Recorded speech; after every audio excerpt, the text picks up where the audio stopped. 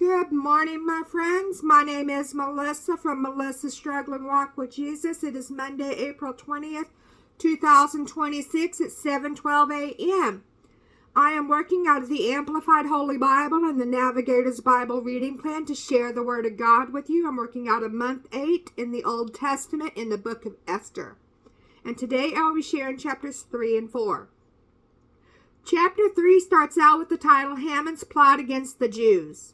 So after these things, King Xerxes promoted Haman, the son of Hammedatha, the Agagite, and advanced him and established his authority over all the officials who were with him. 2. All the king's servants who were at the king's gate in royal service bowed down and honored and paid homage to Haman. For this is what the king had commanded in regard to him. But Mordecai, a Jew of the tribe of Benjamin, neither bowed down nor paid homage to him. 3. Then the king's servants who were at the king's gate said to Mordecai, Why are you disregarding the king's command? 4. Now it happened when they had spoken to him day after day, and he would not listen to them, that they told Haman to see whether Mordecai's reason for his behavior would stand as valid, for he had told them that he was a Jew. 5. When Haman saw that Mordecai neither bowed down nor paid homage to him, he was furious. 6. But he disdained laying hands on Mordecai alone, for they had told him who the people of Mordecai were, his nationality. So Haman determined to destroy all the Jews, the people of Mordecai, who lived throughout the kingdom of Ahasuerus. 7. In the first month, the month of Nisan, which is around March or April, in the 12th year of King Ahasuerus, Haman cast pur, that is, the lot, cast before him day after day, to find a lucky day to approach the king. Month after month, until the 12th month, the month of Adar, which is February or March. 8. Then Haman said to King Ahasuerus, There is a certain people scattered abroad and dispersed among the peoples in all the provinces of your kingdom. Their laws are different from those of all other people, and they do not observe the king's law. Therefore, it is not in the king's interest to tolerate them and let them stay here. 9. If it pleases the king, let it be decreed that they be destroyed, and I will pay 10,000 talents of silver into the hands of those who carry out the king's business, to put into the king's treasuries. 10. Then the king removed his signet ring from his hand, that is, the special ring which was used to seal his letter, and gave it to Haman, the son of Hammedatha the Agagite, the enemy of the Jews. 11. The king said to Haman, The silver is given to you, and the people also, to do with them as you please. 12. Then the king's scribes, the secretaries, were summoned on the 13th day of the first month, and it was written just as Haman commanded to the king's satraps, the chief rulers, and to the governors who were over each province, and to the officials of each people, each province according to its script writing, each people according to their own language, being written in the name of King Ahasuerus, and sealed with the king's signet ring. 13.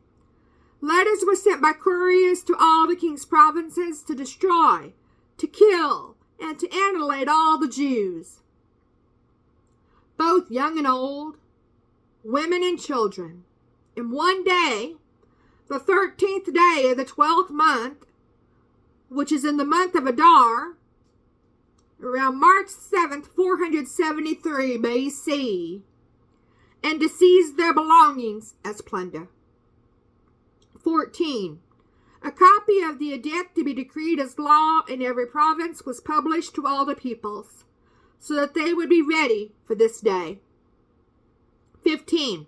The couriers went out hurriedly by order of the king, and the decree was issued at the citadel in Susa. And while the king and Haman sat down to drink, the city of Susa was perplexed by the unusual and alarming decree.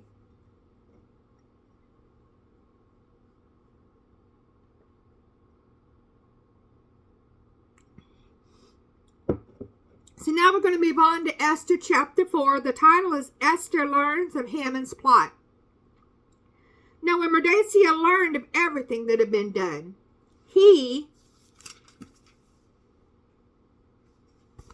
tore his clothes in mourning and put on sackcloth and ashes, and went out into the center of the city and cried out loudly and bitterly. 2. He went only as far as the king's gate, because no one was to enter the king's gate dressed in sackcloth.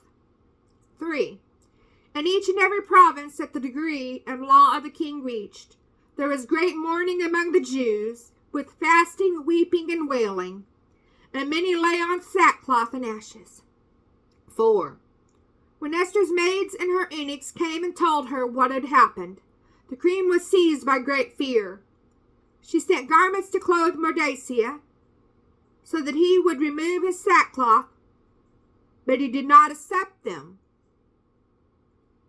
5. Then Esther summoned Hathach, one of the king's eunuchs, whom the king had appointed to attend her, and ordered him to go to Mordecai to find out what this issue was and why it had come about. 6. So Hathach went out to Mordecai in the open square of the city, which was in front of the king's gate. 7.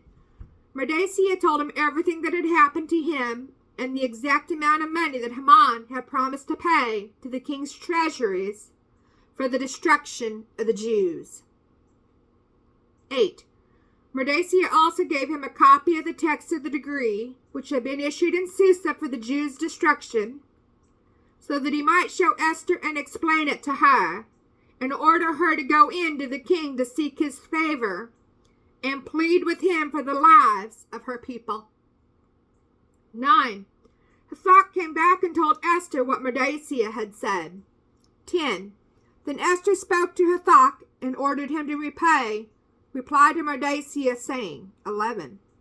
All the king's servants and the people of the king's province know that for any man or woman who comes to the king to the inner court without being summoned, he is but one law, that he is to be put to death, unless the king holds out to him the golden scepter, so that he may live. And as for me, I have not been summoned to come to the king for these last 30 days.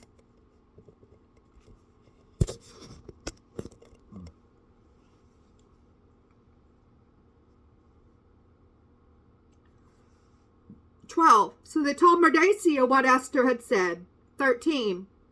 Then Mordecai told them to reply to Esther, do not imagine that you in the king's palace can escape any more than all the Jews.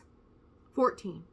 For if you remain silent at this time, liberation and rescue will arise for the Jews from another place, and you and your father's house will perish, since you did not help when you had the chance. And who knows whether you have attained royalty for such a time as this, and for this very purpose. So the title turns into Esther plans to intercede in verse 15. Then Esther told them to reply to Mordecai.